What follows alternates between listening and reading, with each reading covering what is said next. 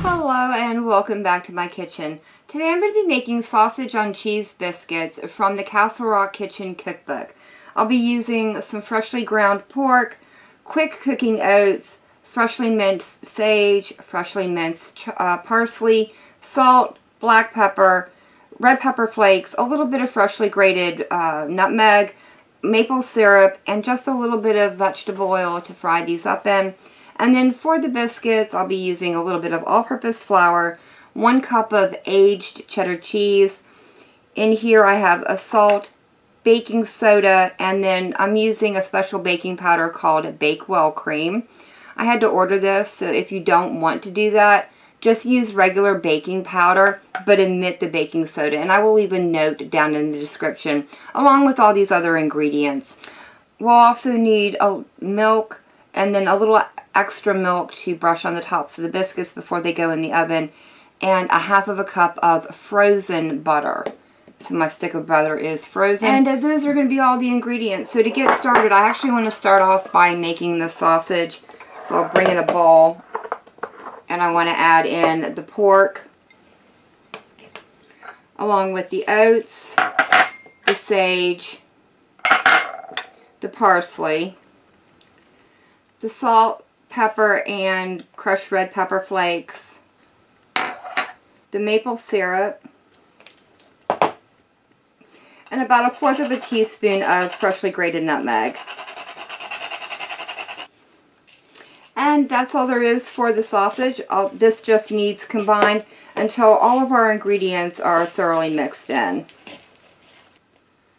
Now that I have all this mixed together, I'm going to portion it out into 8 equal sized balls. Now that I have the sausage all portioned out, I'll just set it here on the back counter until we need it. And we can move on to making the biscuits. I've gone ahead and grated up my butter, but I want to start off by adding my baking powder, baking soda, and salt into my flour and giving this a quick stir.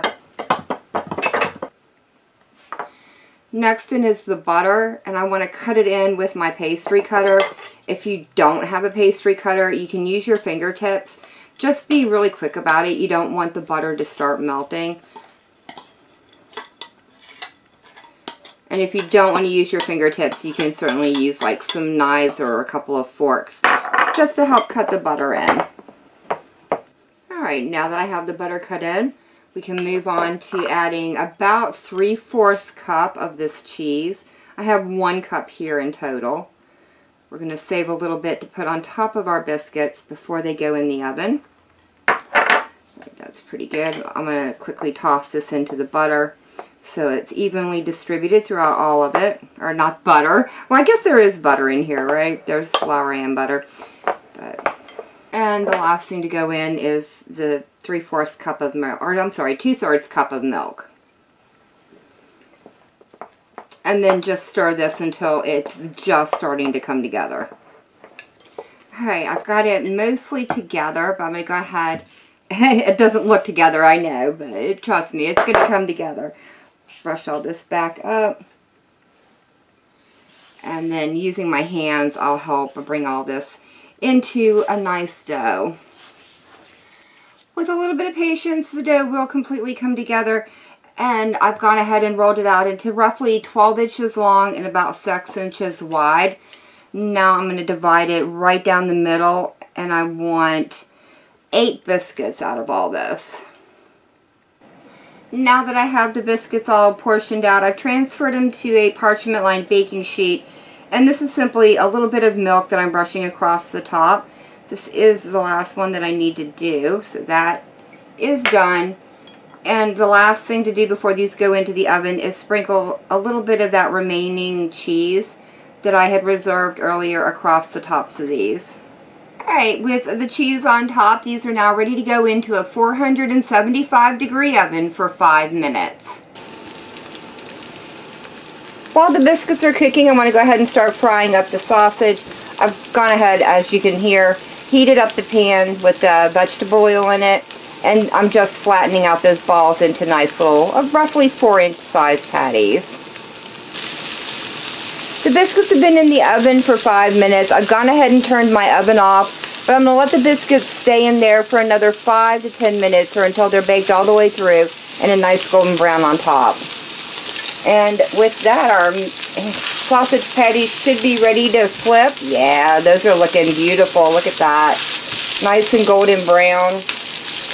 These won't take very long. You just want to make sure that they've cooked all the way through. The biscuits are out of the oven. I've gotten the sausage all browned up, and now all we have left to do is to try this out. I'm very excited for this. I've recently been diving into making my own homemade breakfast sausage. I find I like it a lot better than the pre-made store-bought stuff. So I was really excited to find this recipe in the Castle Rock Kitchen Cookbook. Alright, let's dive in here and see what it's like. First off, let me start by talking about these biscuits. They are absolutely amazing. Light and fluffy and flaky and everything you want a biscuit to be. I think this is going to be my go-to recipe for biscuits from now on.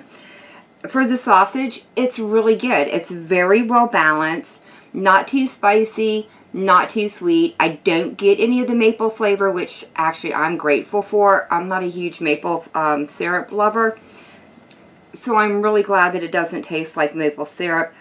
There's no one flavor that competes or overwhelms the other. I'll definitely be making these again. So once again, another really good recipe from the Castle Rock Kitchen Cookbook. I've been very impressed with this one, and I'll definitely be visiting it more again in the future.